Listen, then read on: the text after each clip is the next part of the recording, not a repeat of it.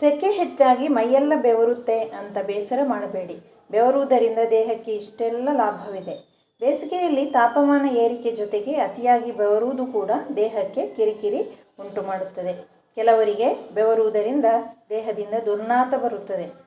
ಆ ಕಾರಣದಿಂದ ಬೆವರು ಬರುವುದನ್ನು ತಪ್ಪಿಸಲು ಬಯಸುತ್ತಾರೆ.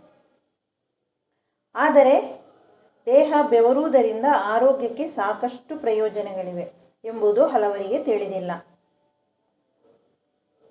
ಬೇಸಿಗೆಯಲ್ಲಿ ತಾಪಮಾನ ಹೆಚ್ಚುವ ಕಾರಣದಿಂದ ದೇಹವು ಅತಿಯಾಗಿ ಬೆವರುತ್ತದೆ. ಬೆವರುವುದರಿಂದ ಮೇಕಪ್ ಕೂಡ ಅಳಿಸಿ ಹೋಗುತ್ತದೆ. ಕೆಲವರಿಗೆ ಬೆವರಿನಿಂದ ವಾಸನೆ ಬರುತ್ತದೆ. ಈ ಎಲ್ಲ ಕಾರಣಗಳಿಂದ ಕೆಲವರು ಬೆವರು ಬಾರದಂತೆ ತಪ್ಪಿಸಿಕೊಳ್ಳುತ್ತಾರೆ. ಇನ್ನು ಕೆಲವರಿಗೆ ಬೆವರು ಬರುವುದಿಲ್ಲ. ಅದೇನೇ ಇದ್ದರೂ ಬೆವರುವುದು ಆರೋಗ್ಯಕ್ಕೆ ಒಳ್ಳೆಯದು. ದೇಹ ಬೆವರಿದಷ್ಟು ನಾವು ಆರೋಗ್ಯವಾಗಿದ್ದೇವೆ ಎಂದರ್ಥ. ಬೆವರುವುದು ದೇಹ ತಂಪಾಗಿಸುವಿಕೆಯ ಪ್ರಕ್ರಿಯೆಯ ಒಂದು ಪ್ರಮುಖ ಭಾಗವಾಗಿದೆ. ಚರ್ಮದ ಮೇಲೆ ಬೆವರು ಗ್ರಂಥಿಗಳ ಮೂಲಕ ಬೆವರು ಸ್ರವಿಸುತ್ತದೆ. ಇದರಿಂದ ದೇಹದ ಒಳಗಿನ ಉಷ್ಣತೆ ಕಡಿಮೆ ಆಗುತ್ತದೆ.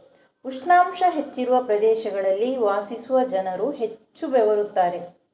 ಬೆವರುವ ಕಾರಣದಿಂದ ದೇಹದಿಂದ ನೀರಿನ ಅಂಶಗಳು ಹೊರಹೋಗುತ್ತದೆ. ಆ ಕಾರಣದಿಂದ ಸಾಕಷ್ಟು ನೀರು ಕುಡಿಯಬೇಕು. ಬೇಸಿಗೆ ಕಾಲದಲ್ಲಿ ಬೆವರಿನ ಕಾರಣ ದೇಹಕ್ಕೆ ಕಿರಿಕಿರಿಯಾಗುತ್ತದೆ ಎಂದುಕೊಳ್ಳುವ ಮುನ್ನ ಬೆವರುವುದರಿಂದ ದೇಹಕ್ಕೆ ಇಷ್ಟೆಲ್ಲ ಪ್ರಯೋಜನಗಳಿವೆ ಎಂಬುದನ್ನು ತಿಳಿದುಕೊಳ್ಳಿ. ಬೆವರು ಚರ್ಮವನ್ನು ಹೊಳೆಯುವಂತೆ ಮಾಡುತ್ತದೆ.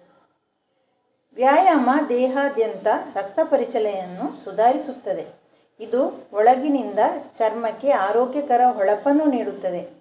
ವ್ಯಾಯಾಮದ ಸಮಯದಲ್ಲಿ ದೇಹವು ಬೆವರುವುದರಿಂದ ಚರ್ಮದ ಹೊಳಪು ಹೆಚ್ಚುತ್ತದೆ. ಆರೋಗ್ಯಕರ ರಕ್ತದ ಹರಿವು ಚರ್ಮದ ಜೀವಕೋಶಗಳಿಗೆ ಆಮ್ಲಜನಕ ಮತ್ತು ಪೋಷಕಾಂಶಗಳನ್ನು ತಲುಪಿಸಲು ಸಹಾಯ ಮಾಡುತ್ತದೆ.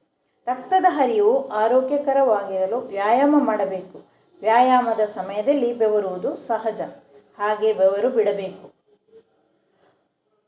ಹೃದಯದ ಆರೋಗ್ಯವನ್ನು ಕಾಪಾಡುತ್ತದೆ.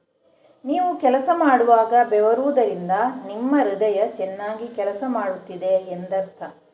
ಹೆಚ್ಚು ಬೆವರುವವರು ಹೆಚ್ಚು ಕೆಲಸ ಮಾಡುತ್ತಿದ್ದಾರೆ ಎಂದರ್ಥ. ಬೆವರುವುದು ನಿಮ್ಮ ದೇಹವನ್ನು ಶುದ್ಧೀಕರಿಸುವ ಅತ್ಯಂತ ಪರಿಣಾಮಕಾರಿ ವಿಧಾನಗಳಲ್ಲಿ ಒಂದಾಗಿದೆ. ಬೆವರು ದೇಹದಿಂದ ಹೆಚ್ಚುವರಿ ಉಪ್ಪು ಮತ್ತು ಕೊಲೆಸ್ಟ್ರಾಲನ್ನು ತೆಗೆದುಹಾಕಲು ಸಹಾಯ ಮಾಡುತ್ತದೆ. ಬೆವರು ರಂಧ್ರಗಳ ಮೂಲಕ ತ್ಯಾಜ್ಯಗಳು ಮತ್ತು ವಿಷಾಂಶಗಳು ಹೊರಬರುತ್ತವೆ. ಆದ್ದರಿಂದ ಮೊಡವೆಗಳು ಮತ್ತು ಇತರ ಚರ್ಮದ ಸಮಸ್ಯೆಗಳು ನಿವಾರಣೆಯಾಗುತ್ತವೆ. ಮೂತ್ರಪಿಂಡದ ಕಲ್ಲುಗಳು ರೂಪುಗೊಳ್ಳುವುದಿಲ್ಲ.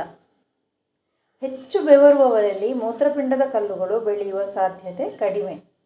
ಬೆವರುವುದರಿಂದ ದೇಹದಿಂದ ಹೆಚ್ಚುವರಿ ಉಪ್ಪಿನಂಶ ಹೊರಹೋಗುತ್ತವೆ.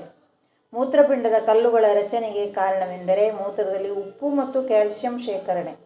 ಬೆವರು ಉಪ್ಪನ್ನು ಹೊರಹಾಕಿದಾಗ ಮೂತ್ರಪಿಂಡದ ಕಲ್ಲುಗಳ ಸಂಖ್ಯೆ ಕಡಿಮೆಯಾಗುತ್ತದೆ. ಇದು ಬೆವರುವುದರಿಂದ ಸಿಗುವ ಅತಿ ಮುಖ್ಯ ಪ್ರಯೋಜನ. ಬ್ಯಾಕ್ಟೀರಿಯಾದಿಂದ ದೇಹವನ್ನು ರಕ್ಷಿಸುತ್ತದೆ. ಬೆವರುವುದರಿಂದ ಹಾನಿಕಾರಕ ಸೋಂಕುಗಳು ಮತ್ತು ಸೂಕ್ಷ್ಮಜೀವಿಗಳು ದೇಹವನ್ನು ಪ್ರವೇಶಿಸುವುದನ್ನು ತಡೆಯುತ್ತದೆ. ಬೆವರು ಆಂಟಿಮೈಕ್ರೋಬಿಯಲ್, ಬ್ಯಾಕ್ಟೀರಿಯಾ ವಿರೋಧಿ, ಆಂಟಿವೈರಲ್ ಮತ್ತು ಆಂಟಿಫಂಗಲ್ ಗುಣಲಕ್ಷಣಗಳನ್ನು ಹೊಂದಿದೆ. ಇದು ಬ್ಯಾಕ್ಟೀರಿಯಾವನ್ನು ದೇಹದಿಂದ ಹೊರಗಿಡುತ್ತದೆ. ಆದ್ದರಿಂದ ಬೆವರುವಿಕೆಯ ಬಗ್ಗೆ ಚಿಂತಿಸಬೇಡಿ. ದಿನದಲ್ಲಿ ಸ್ವಲ್ಪ ಸಮಯ ಬೆವರುವುದು ದೇಹಕ್ಕೆ ಎಲ್ಲ ರೀತಿಯಿಂದ ಒಳ್ಳೆಯದು. ಬೆವರುವುದರಿಂದ ದೇಹಕ್ಕೆ ಇಷ್ಟೆಲ್ಲ ಪ್ರಯೋಜನಗಳಿವೆ.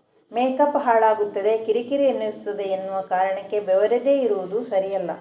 ಸದಾ AC ಕೋಣೆಯಲ್ಲಿ ಕುಳಿತಿರುವುದರಿಂದ ದೇಹದಲ್ಲಿ ಇಲ್ಲದ ಸಮಸ್ಯೆ ಕಾಣಬಹುದು. ಆದ್ದರಿಂದ ಬೆವರುವ ಕೆಲಸಗಳನ್ನು ಮಾಡಿ. ಇವತ್ತು ನಾನು ತಿಳಿಸಿದ ಈ ಮಾಹಿತಿಯು ನಿಮಗೆ ಇಷ್ಟವಾದರೆ ಪ್ಲೀಸ್ ಲೈಕ್, ಶೇರ್ ಮತ್ತು ಸಬ್ಸ್ಕ್ರೈಬ್ ಮಾಡಿ. Thank you for watching. Bye. ಮುಂದಿನ ವಿಡಿಯೋದಲ್ಲಿ ಮತ್ತೆ ಸಿಗೋಣ. ಅಲ್ಲಿಯವರೆಗೂ ಧನ್ಯವಾದಗಳು.